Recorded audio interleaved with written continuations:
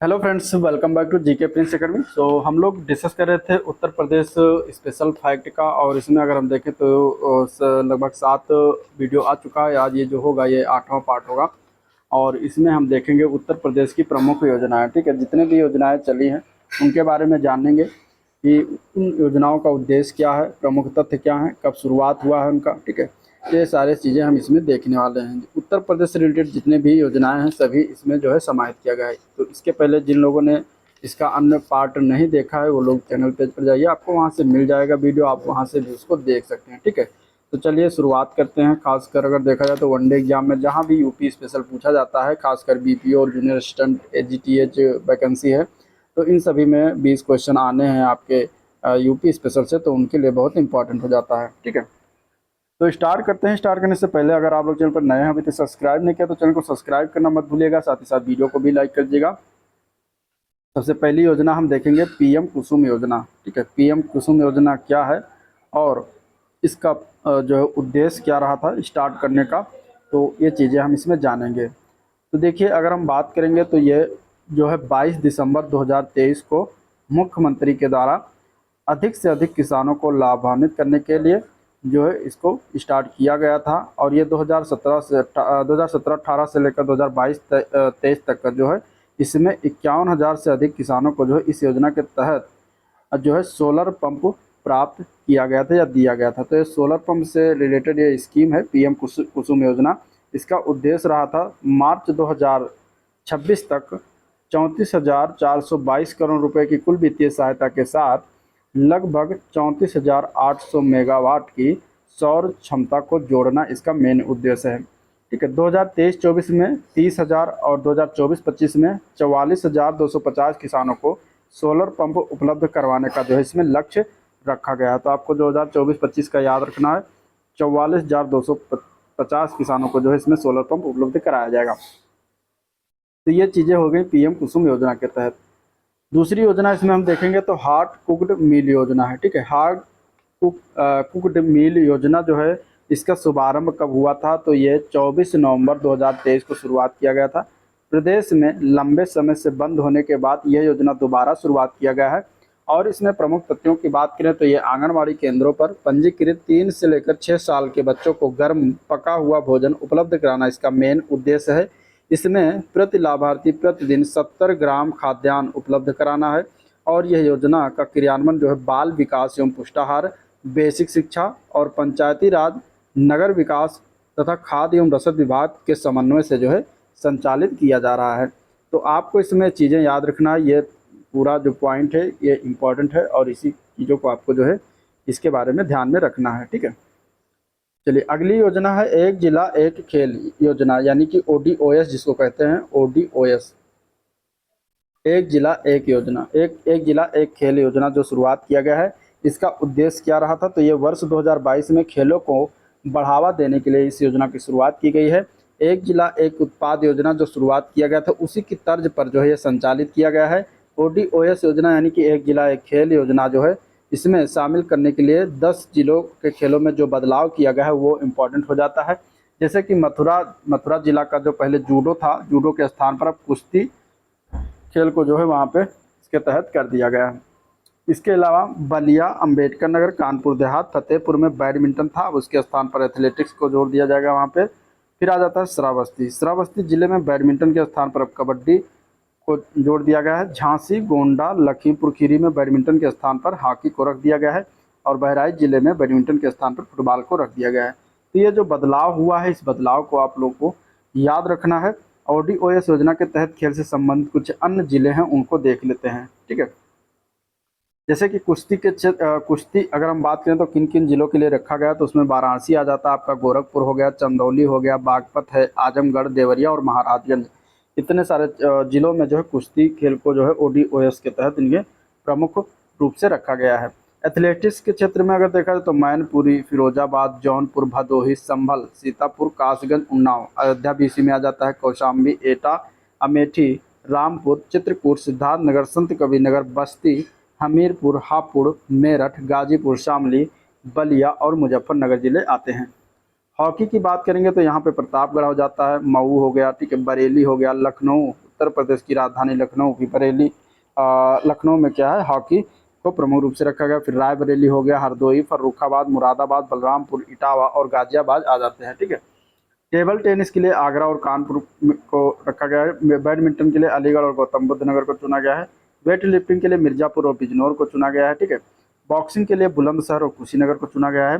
तीरंदाजी के लिए सोनभद्र, ललितपुर को चुना गया है। फुटबॉल के लिए हाथरस, तैराकी के लिए पीलीभीत और शूटिंग के लिए बांदा जिला, कबड्डी के लिए कन्नौज जिला, लॉन टेनिस के लिए प्रयागराज। प्रयागराज याद रखिएगा, लॉन टेनिस के लिए जो है यहाँ ODOS योजना के तहत रखा गया है, ठीक है। संबंधित चीज़ें हैं। इसके बाद अब हम नेक्स्ट देखेंगे, शहरी प्रवासियों के लिए किफ़ायती किराए की आवास जो योजना चलाई गई है, इसका शुभारंभ कब किया गया था? इसका शुभारंभ हुआ था 26 मार्च 2021 को, ठीक है। 26 मार्च 2021 को इसका शुभारंभ किया गया था। इसमें क्या चीज़ें प्राथमिकता से बातें कही गई थी? इसमें विधवाओं, कामकाजी महिलाओं, अल्पसंख्यकों, अनुसूचित जातियां, अनुसूचित जनजातियां, अन्य पिछड़े वर्ग के लोगों को जो इसमें प्राथमिकता दिया गया है, ठीक है। इसके लिए इसका उद्देश्य क्या था? तो छात्रों, शहरों में रहने वाले गरीब लोगों और शहरी प्रवासियों हेतु जो है किफ़ायती किराए के आवास और परिसर उपलब्ध कराना इसका मेन उद्देश्य है। तो ये चीज़ें शुरुआत की गई 26 मार्च 2021 को, इसको याद रखना। अगली योजना इसमें देखेंगे, मुख्यमंत्री सक्षम सुपोषण योजना, ठीक है। मुख्यमंत्री सक्षम सुपोषण योजना, इसकी घोषणा कब की गई थी? तो बजट 2021-22 का जब आया था उत्तर प्रदेश का, तो उसमें इसकी घोषणा किया गया था।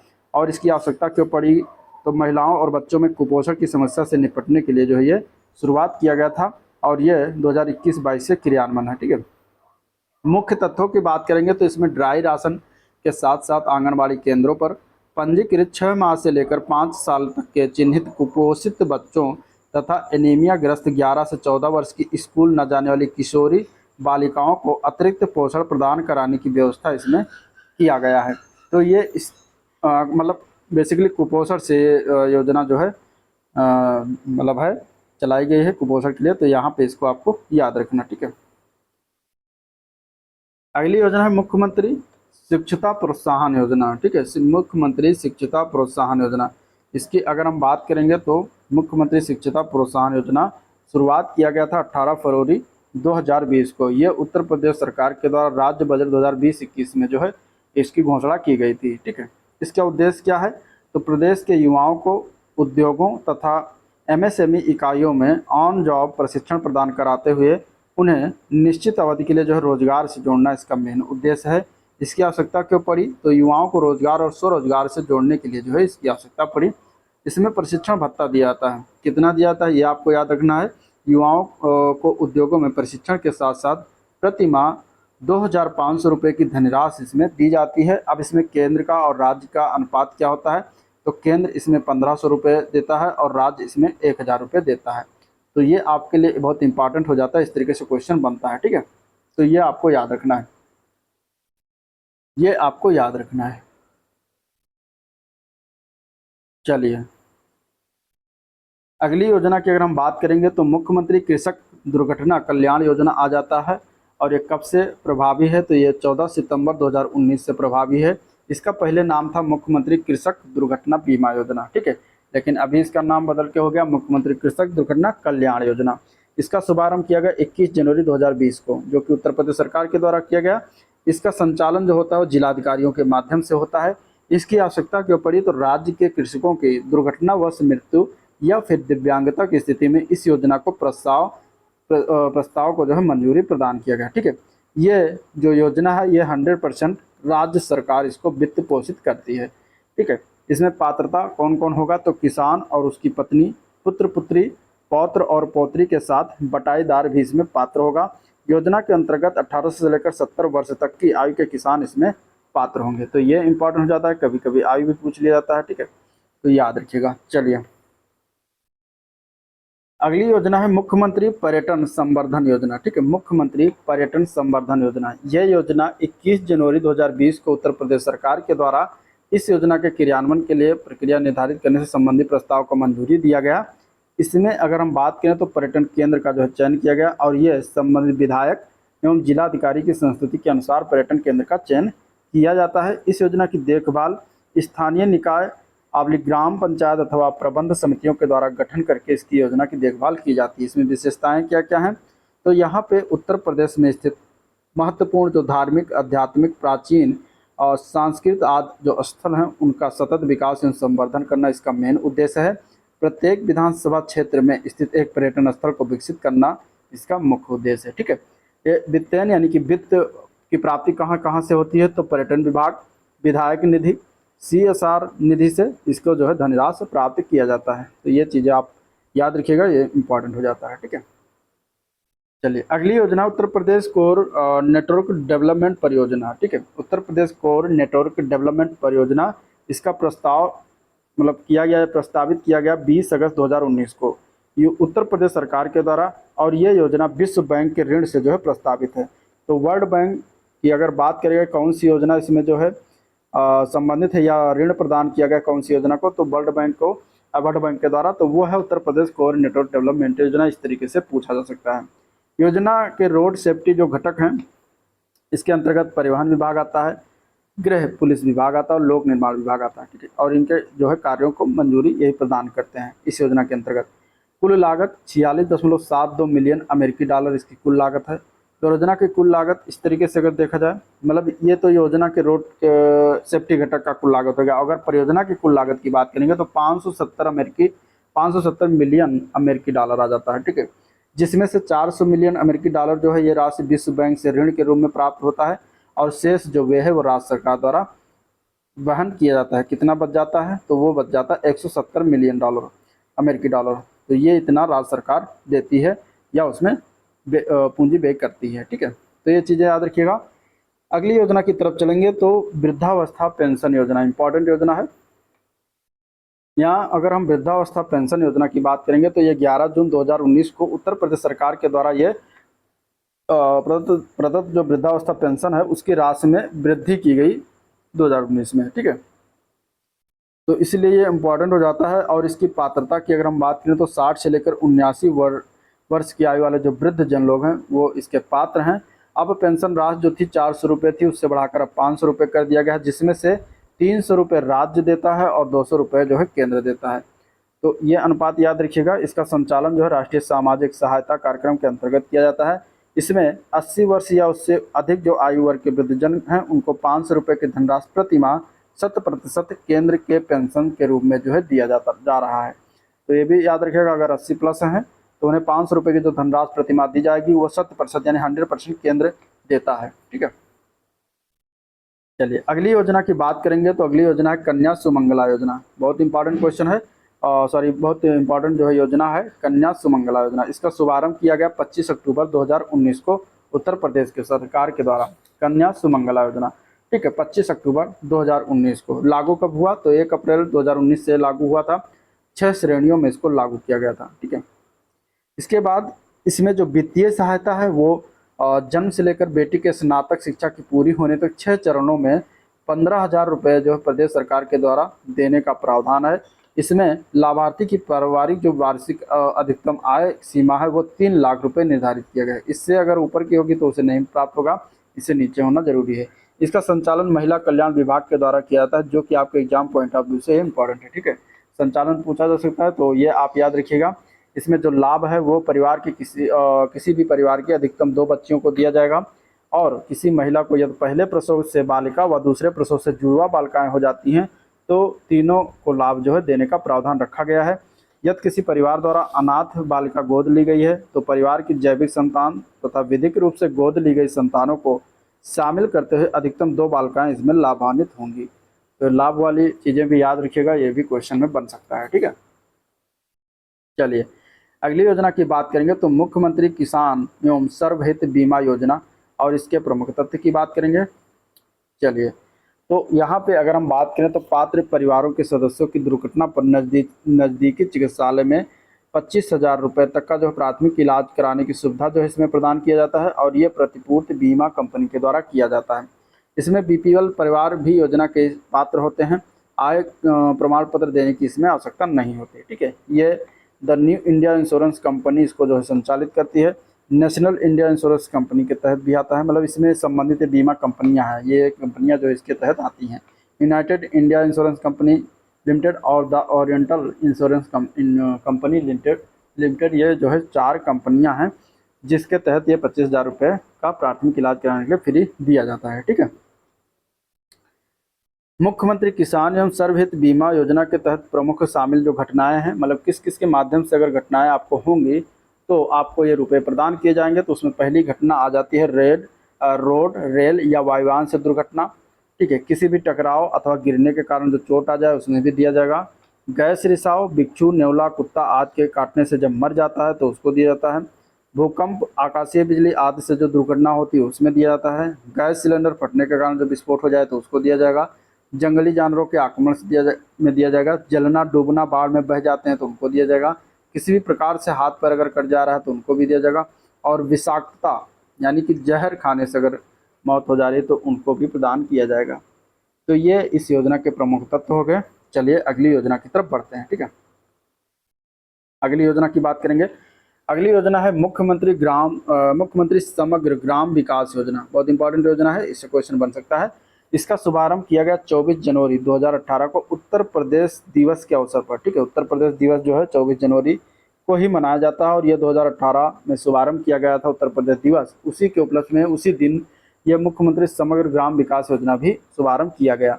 कहाँ पर शुभारंभ किया गया था? तो लखनऊ के अवध शिल्प ग्राम से। ठीक है। लखनऊ के अवध शिल्प ग्राम से इस योजना का शुभारंभ किया गया था और इसमें क्रियान्वयन जो करता है वो ये ग्राम विकास विभाग के द्वारा करवाया जाता है काम। ठीक है।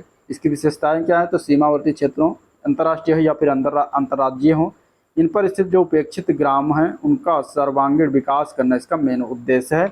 यह अगर हम बात करेंगे यहाँ पे तो वनटांगिया, मुसहर और थारू आदि वर्गों के बाहुल्य वाले ग्रामों का स्थायी और समेकित विकास करना भी इसका मेन लक्ष्य है। तो ये चीज़ें आप याद रखिएगा। इसमें 3 जनजातियों के नाम आए हैं, वनटांगिया हो गया, मुसहर हो गया और थारू। ये किस योजना से संबंधित? मुख्यमंत्री समग्र ग्राम विकास योजना से संबंधित है। ठीक है। अब इसके कुछ अन्य प्रमुख तथ्यों की बात करेंगे तो देश की रक्षा में अगर शहीद हुए सेना है या फिर अर्धसैनिक बल हैं तो उनके सैनिकों के ग्रामों को शहीद ग्राम घोषित करना भी इस योजना के विशेष में आता है। अन्य विशेषता में इन ग्रामों को जो है पक्के सड़क मार्ग से जोड़ना इसकी मुख्य विशेषता। इन ग्राम संपर्क मार्गों का नाम गौरव पथ होगा जो रखा जाएगा और इन ग्रामों में तोरण द्वार तथा शहीद हुए सैनिक की मूर्ति भी स्थापित किया जाएगा। तो ये सारी चीज़ें इस मुख्यमंत्री समग्र ग्राम विकास योजना के तहत होगा। ठीक है। तो ये चीज़ें आपको याद रखना। अगली योजना की बात करेंगे मुख्यमंत्री सामूहिक विवाह योजना। मुख्यमंत्री सामूहिक विवाह योजना की बात करेंगे तो किसने शुभारंभ किया? तो उत्तर प्रदेश सरकार के द्वारा शुभारंभ किया गया। तो यहाँ पे उत्तर प्रदेश सरकार हो जाएगा। इसकी आवश्यकता क्यों पड़ी? तो गरीबी रेखा से नीचे जो जीवन यापन करने वाले लोग हैं उनके सभी वर्ग की कन्याओं को जो है विवाह के लिए जो इसका शुभारंभ किया गया है। इसका संचालन कौन करता है? तो समाज कल्याण विभाग करता है। इसकी अन्य विशेषताओं में तो इसमें अभिभावक उत्तर प्रदेश के मूल निवासी हों, ठीक है, तथा उनकी पारिवारिक आय जो हो गरीबी रेखा के नीचे हों तो उन्हें इस योजना का लाभ मिलेगा। अब इसके अन्य प्रमुख तथ्यों में देखेंगे तो इसमें विधवा और तलाकशुदा महिलाएं भी इस योजना में शामिल है। इसमें प्रति जोड़े पर सरकार के द्वारा 51,000 रुपये का जो है व्यय किया जा रहा है। इसका आयोजन नगरीय निकाय के स्तर पर जिसमें नगर पंचायत, नगर पालिका परिषद एवं नगर निगम आते हैं, क्षेत्र पंचायत स्तर पर, जिला पंचायत स्तर और स्वैच्छिक संस्थाएं आदि जिन्हें जिलाधिकारी के द्वारा सामूहिक विवाह कार्यक्रम हेतु जो है अधिकृत किया जाएगा वो भी करवा सकती हैं। ठीक है। तो ये सारे लोग जो है करवाते हैं, इसका आयोजन करवाते हैं। सामूहिक विवाह कार्यक्रम में न्यूनतम 10 जोड़ों का होना अनिवार्य है, तभी वो सामूहिक विवाह माना जाएगा। तो ये भी याद रखना आप लोग। तो ये चीज़ें हो गई। अब कुछ प्रमुख नीतियाँ हैं, उन नीतियों के बारे में देख लेते हैं। जैसे कि पहली नीति है उत्तर प्रदेश सेमी कंडक्टर नीति। इस नीति के अगर अनुमोदन की बात करेंगे तो 18 जनवरी 2024 को हुआ। इसका उद्देश्य था प्रदेश को सेमीकंडक्टर इकोसिस्टम का केंद्र बनाना, रोजगार सृजन करना, कौशल विकसित करना, प्रदेश में राजस्व उत्पन्न करने में मदद करना। तो इसका ये मेन उद्देश्य रहा है। इसमें प्रमुख तथ्यों में देखेंगे तो अधिसूचना जब हुई तो इसकी तिथि से 5 वर्षों के लिए वैध है। अधिसूचित तिथि से जो है निवेश अनुमन्य होगा। प्रभावी क्रियान्वयन हेतु जो है UP electronics corporation limited nodal संस्था के रूप में नामित है और नोडल संस्था के कार्यकलापों की देखरेख के लिए आईटी एवं इलेक्ट्रॉनिक्स विभाग के प्रमुख जो सचिव हैं अथवा अपर मुख्य सचिव की अध्यक्षता में एक नीति जो है क्रियान्वयन इकाई स्थापना करना इसके जो है अंतर्गत आता है। ठीक है। अगली नीति है उत्तर प्रदेश ड्रोन प्रचालन सुरक्षा नीति 2023। इसका जो प्रस्ताव को मंजूरी दिया गया 9 नवंबर 2023 को दिया गया है और इसमें अगर हम बात करेंगे इसके लाभ क्या हैं इस नीतियों के, तो इस नीति में ड्रोन प्रणाली के संचालन पर अधिरोपित कातिबीय जो सुरक्षा के दायित्वों का अनुपालन सुनिश्चित करना, प्रत्येक संचालित ड्रोन का जो है पंजीकरण UID प्राप्त करना अनिवार्य है और इसमें अति विशिष्ट महानुभावों के भ्रमण, जनसभा, त्यौहार, धार्मिक सम्मेलन व अन्य प्रमुख अवसर पर जो है अस्थायी रेड जोन घोषित करना भी इसका जो है लक्ष्य रखा गया है। विशेष अवसर पर अवांछित ड्रोन की उड़ान पर रोक लगाना, उल्लंघन पर विधिक कार्रवाई भी इसमें शामिल किया गया है। तो ये सारी चीज़ें इस सुरक्षा नीति के तहत जो है रखी गई है। ठीक है, अब ऐसे फ्री में कहीं भी आप ड्रोन ऐसे नहीं उड़ा सकते।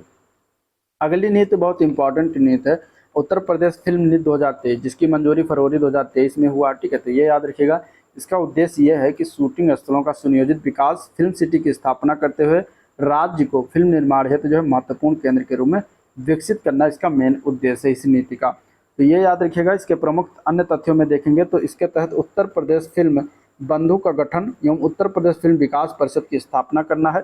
स्थापित जो स्टूडियो अथवा लैब को प्रतिवर्ष कम से कम 5 फीचर फिल्म अथवा वेब सीरीज अथवा वेब फिल्म अथवा राष्ट्रीय प्रसारण का पोस्ट प्रोडक्शन करना इसमें अनिवार्य है। ठीक है, प्रथम फिल्म निर्माण हेतु जो है कुल शूटिंग दिवस के 2/3 दिन उत्तर प्रदेश में शूटिंग करने पर 2 करोड़ रुपए की सब्सिडी प्रदान किया जाएगा और राज्य में कम से कम आधे शूटिंग दिवस वाली फिल्मों के लिए सब्सिडी की राशि अधिकतम 1 करोड़ रुपए होगी। फिल्म प्रशिक्षण संस्थान की स्थापना करने के लिए 50 लाख रुपए तक की सब्सिडी प्रदान किया जाएगा और इसमें अवधि, ब्रज, बुंदेली या भोजपुरी में फिल्म बनाने पर लागत का 50% अनुदान देने का भी प्रावधान है।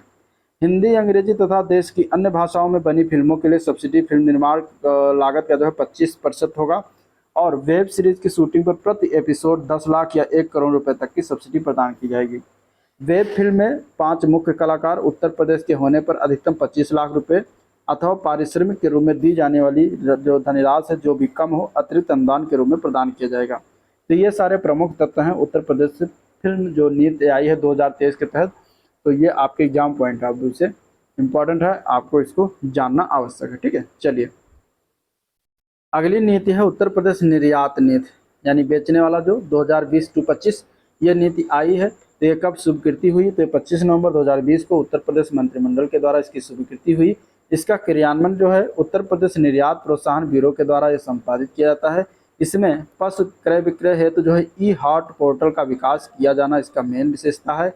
इसमें जो है कृषकों की आयु दोगुना करना प्रथम इसके लाभों में से एक है और दूसरा लाभ कृषि क्षेत्र से निर्यात को बढ़ावा देना और तीसरा लाभ है उत्तर प्रदेश कृषि प्रोत्साहन नीति से अनुच्छादित सभी अवयवों को जो है अंगीकृत किया जा सकेगा। तो इस तरीके से उत्तर प्रदेश निर्यात नीति के कुछ प्रमुख तथ्य हो गए। ठीक है, उत्तर प्रदेश निर्यात नीति के प्रमुख फोकस क्षेत्र कौन कौन से होंगे? तो इसमें अगर देखा जाए तो कृषि एवं प्रसंस्कृत खाद्य उत्पाद हो गया, ठीक है, हस्तशिल्प हो गया, पर्यटन हो गया, शिक्षा है, सेवा क्षेत्र हो गया, रक्षा उत्पाद है, स्पोर्ट गुड्स है, कास्ट उत्पाद है, ग्लास एवं सिरेमिक उत्पाद, कालीन एवं दरियाँ हो गई, चर्म उत्पाद, ठीक है, हैंडलूम और टेक्सटाइल उत्पाद, इंजीनियरिंग गुड्स के सामान, मतलब कि टेक्निकल गुड्स जो मतलब गुड्स में सामान होते हैं इंजीनियरिंग सामान, तो इन सभी पर इसमें फोकस किया जाएगा इसके माध्यम से। ठीक है, तो ये आपका हो गया इम्पोर्टेंट पॉइंट।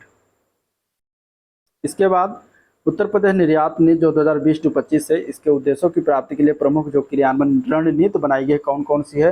तो उसमें है कि निर्यात प्रक्रिया का सरलीकरण, एकल खिड़की प्रणाली के माध्यम से करना तथा जिससे निर्यात संबंधी प्रपत्रों का शीघ्र निस्तारण एवं निवारण हो सके। Make in Uttar Pradesh, make in India के ब्रांड का जो विकास एवं प्रोत्साहन करना, निर्यात योग्य उत्पादों हेतु भौगोलिक संकेतक यानी कि जिसको GI कहते हैं, GI टैग, उसका पंजीयन प्राप्त करने में सहयोग करना भी इसका एक तरीके से इसके तहत इस रणनीति के तहत आता है। B2B एक्सचेंज की स्थापना करना जिससे राज्य के लघु एवं छोटे उद्यमी भी ऑनलाइन व्यापारिक सुविधा का लाभ प्राप्त कर सकें। इसके अलावा सेवा क्षेत्र से निर्यात बढ़ाने हेतु जो है विशेष प्रावधान करना, उत्तर प्रदेश में निर्यात तथा निर्यातकों हेतु विश्लेषणात्मक डाटाबेस का निर्माण आदि सारी चीज़ें इसमें सम्मिलित हैं। ठीक है, अब इसका उद्देश्य क्यों इसको बनाया गया, इस नीति का क्या जरूरत थी? तो निर्यात के क्षेत्र में विकास एवं प्रतिस्पर्धा को बढ़ावा देना इसका मेन काम, निर्यात सहायक संस्थानों को निर्यात संबंधी आवश्यक सहायता व सेवाएं प्रदान करना, राज्य में निर्यात में वृद्धि हेतु तकनीकी एवं भौतिक अवसंरचनाओं की स्थापना एवं विकास करना इसका मेन उद्देश्य रहा था। ठीक है, तो ये था जो उत्तर प्रदेश से रिलेटेड योजनाएं, परियोजनाएं और नीतियां थी जिसको हम लोगों ने देखा, डिस्कस किया। अगर वीडियो पसंद आया तो लाइक करिएगा, चैनल को सब्सक्राइब नहीं किया अभी तक सब्सक्राइब कर लीजिएगा, साथ ही साथ वीडियो को भी लाइक कर दीजिएगा। ठीक है, और इसमें चिंता मत करिए, जब अब आपका जब बीपीओ या फिर जूनियर असिस्टेंट का अगर जब पेपर आएगा तो उसमें यूपी स्पेशल जो करंट अफेयर होगा उसमें आपको बहुत सारी चीज़ें उसमें डिटेल में मिल जाएंगी। ये इंपॉर्टेंट चीज़ था जिसको आपको जानना जरूरी था। तो चलिए आज का वीडियो एंड करते हैं, मिलते हैं इसके नेक्स्ट वीडियो में जिसमें हम उत्तर प्रदेश के पुरस्कार और सम्मान से संबंधित चीज़ों को जानेंगे। तो आज के लिए इतना ही, तब तक के लिए थैंक यू।